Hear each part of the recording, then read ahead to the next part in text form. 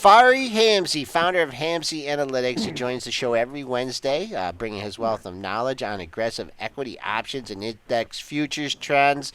Fari, what a collective sigh of relief from last Monday to the Yes. highs from last week.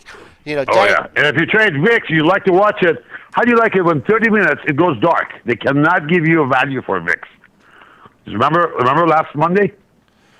No, The first 30 minutes, there was no calculation for VIX at SIBO. And their collective wisdom said, we were not disseminating any number yet.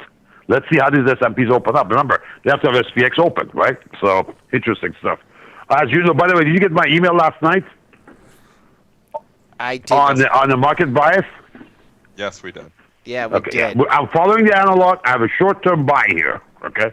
And most likely, I'm going to address this first, guys, because we have non-farm coming up. I'm sure a number of your participants here in this program have seen, or come to our webinars or see what I do the day before. This is tomorrow.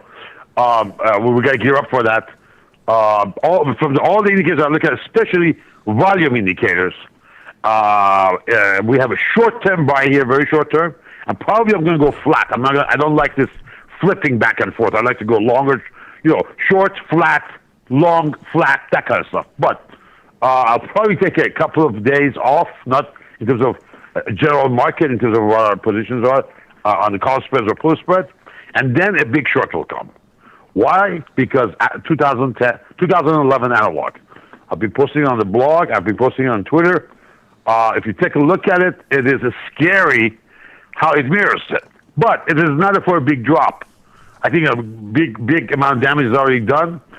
Somewhere after Jewish high holidays, I'll be buying the market. They say sell Rosh Hashanah and buy Yom Kippur. That's probably what's going to happen. From what I see is around 9/20, September 20th, that area, which is also if it was Fall Equinox, I think it's Fall Equinox. Yeah, I think it's Fall Equinox, and that's where you want to be. That's where all the planets line up, and you go. That's my guess, but time will tell, Sailor. Okay, Fari, taking a look at it. I mean, at 1831 low and all those prints that we had in stocks, I mean, does that mess up your Sigma channels at all? Though, I mean, it was at 5, sir, -5. It was huge. Now that itself automatically was a buy. Let me just stop and pause you. When is the last time you saw a -5 on the market? On SPX, I don't recall, Senator. I'm acting like Clinton. No, I'm trying to be like Hillary. I'm trying to be like Clinton. Come on. I don't recall that, Senator.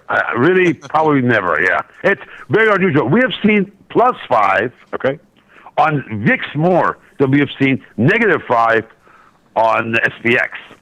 Part of it is VIX is really tradable. If you think about it, that's why SIBO loves it, because making the money. It's actually designed versus VXO, which Dr. Weddy designed, which I'm from that camp. Remember, I had a VXN running 6 months before SIBO did. And Dr. Weddy was checking his numbers against mine because he was the designer of it.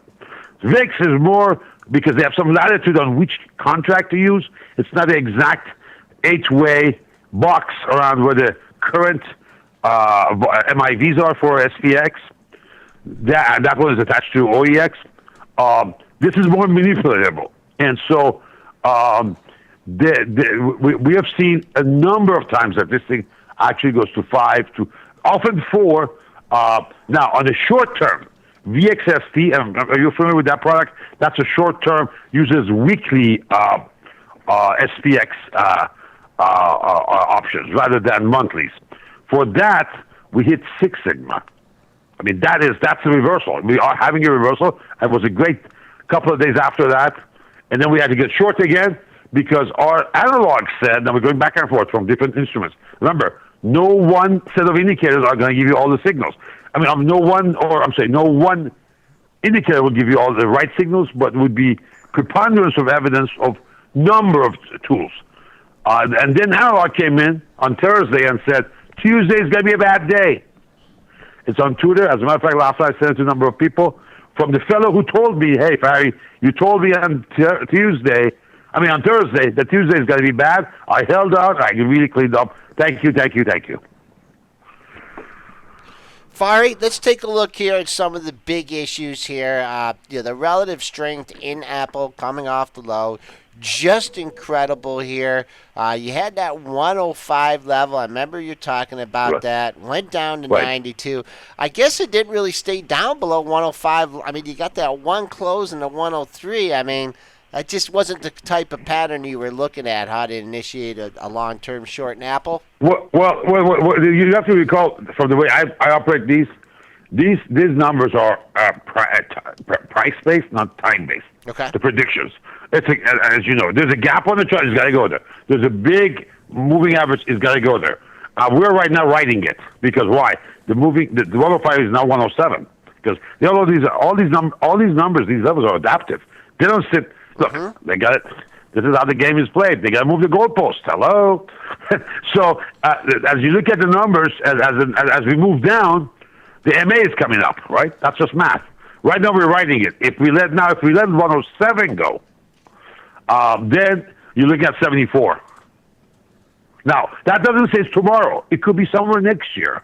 It could be, I don't know, the Christmas results not coming good, and having a problem versus expectations. Now, Apple's doing a great job. They're making a lot of money, but versus expectation, as you know better than I, that's how the market operates.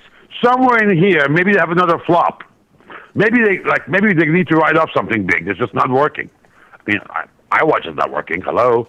Okay. Every channel check I go through, iWatch they're saying we're selling the $300 one.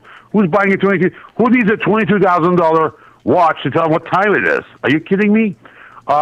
So something will go wrong here in terms of investor expectations, and because it's so much widely held, almost everybody and his brother owns it.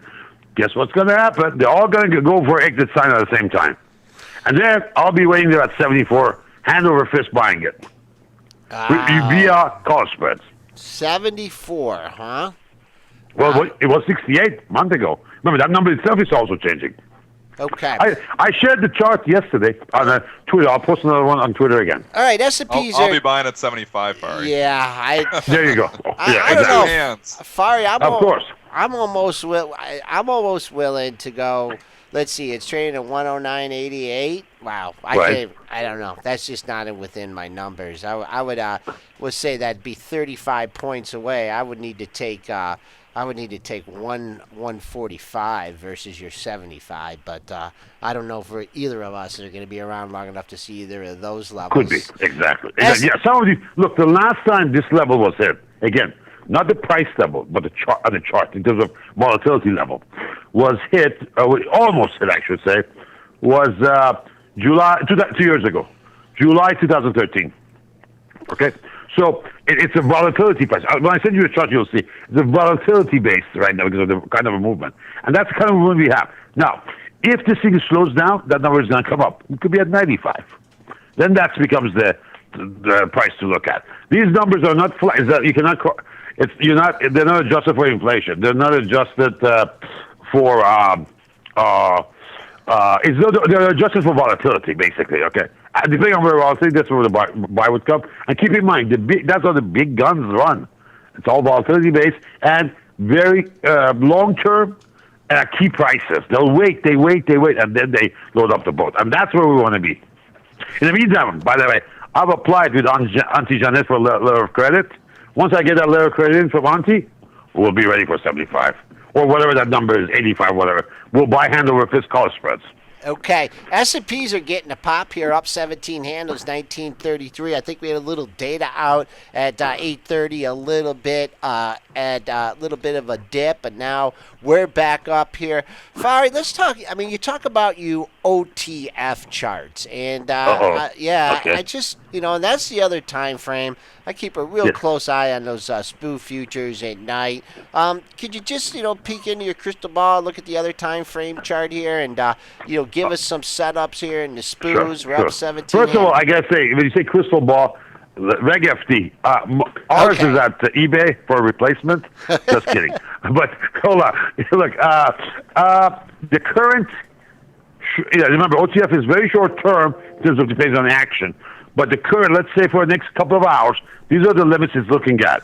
1902 on the bottom, Right now we're at 34. Top is 46, 49. That's the band above us, okay?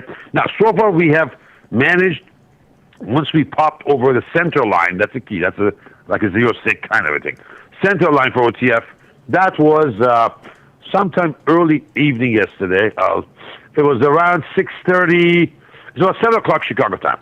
We popped through center line. The price at that time was 1917. Now, that's a good year for Mr. Jai in Peking today. This is a commie number. 1970. We popped through 1917, went up all the way to at around 11 o'clock. It hit a limit around 39. Reversed back and is trying to challenge that. But the current, and it's so far, the center line has been saved. I mean, to the tick. If you had signed an NDA, I would send you this chart. You could take a look at it and say, what? Yeah. And how it does it, it just looks at every single trade, look at the volume, look at the timing, and it does some averages and then projects pricing. But right now it's projecting 46 to 49 on the upside, 24 is the center line, the bottom line is 1902.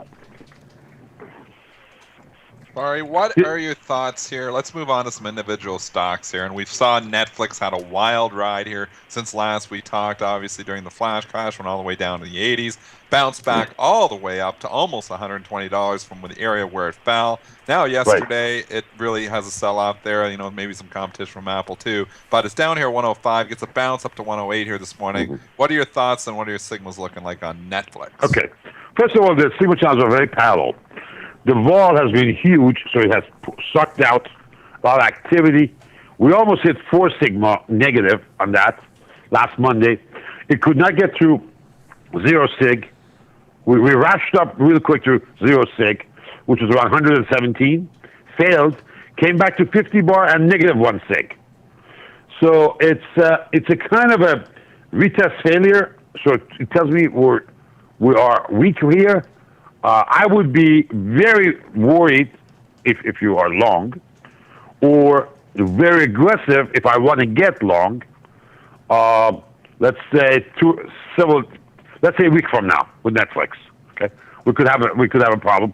And if I'm short, let's say you got short yesterday, hold on to it, baby. Especially if you're on a put spread. That's what Netflix daily shows. I'm not worried about the monthly. The monthly is great. We have some vibration on the weekly because of, not this week, but last 2 weeks, if you look at it, we had an outside bar reversal on the week ending 21st. The Friday Friday of the week ending 21st, we had an outside bar reversal. Especially on the weekly chart, that's you have to pay homage to. Those charts talk when you get to weeklies. But that's what I see. By the way, in our webinars on the Thursday before non-farm, a portion of it there, toward the very end, we ask you to bring your trade. We'll analyze it for you. And we'll do it live and charts on GoToWebinar. You tell me the trade you're in, whether it's option or ETF or stock, I'll give my 2 shekels immediately. Unvarnished, I'll show you what I mean and why. All right, Fari, before we let you go, we have the unemployment data coming out on Friday. Our data-dependent Fed is going to be looking on that, on whether or not to bump interest rates up. You're also going into a 3-day weekend where strange things tend to happen here. Right. Are you looking for a couple quiet days here, and then some fireworks off the unemployment number? Well, here's what I'm thinking. Today up, tomorrow fairly quiet. Kind of an inside day sausage operation, Take a break. Friday morning fireworks, most likely to the upside, basically after GDP. Look, if they're lying about the GDP, they better lie about non-farm too. Okay, right? So, in terms of hedonics, if they're fixing GDP, which was a big surprise last week. As a matter of fact, I was at Stocks and Jocks, and our buddy Tom Howe just lost his jaw right there when the number came last Thursday. But if that's correct, then the non-farm should be good. That's why also, given how the activity was last night and volume ratios, we were 29 to 1 on the downside to upside. Yeah, 29. Prior to that, which was last Monday, we hit 47. Okay? That combo says it's a short-term buy, very, very short-term, couple of days. My concept is possibly go through SPX with time and digest long on Thursday, possibly. I got to decide tomorrow night. Go long. Remember, I look at closes. Closes mean a lot to me then into a day or overnight, or especially ES. I'm an SPX guy. I trade ES, but I need to know for timing what the index is doing because they can't manipulate the index that fast. ES they can. Somebody like Brad Sullivan could buy a lot and push it. But you can't do it with SPX because that's 80% of all U.S. equities. Even Soros can't do it. But here, so most likely though, I will assure you, I'll be flat Friday with Time and Digest.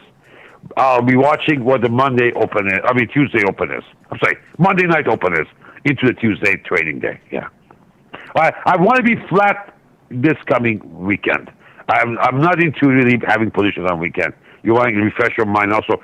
Get rid of your bias. Biggest problem traders have is that they continue their bias. See, remember, there's old saying, you can be wrong, but not for too long. It's okay to be wrong, but not for too long. So you just sit there, because if you're wrong and you're there too long, you know what you're doing? You're not trading. You're hoping. You're praying. This is not a church or a mosque or a synagogue. This is a casino royale. Watch out for that hopium trade. We've been on the line with Fari Hamzei. He's the founder of Hamzei Analytics. He joins the show every Wednesday, bringing his wealth and knowledge on aggressive equity options and index futures trading. Fari, have a good Labor Day. Rest up. We'll be back with you next Wednesday.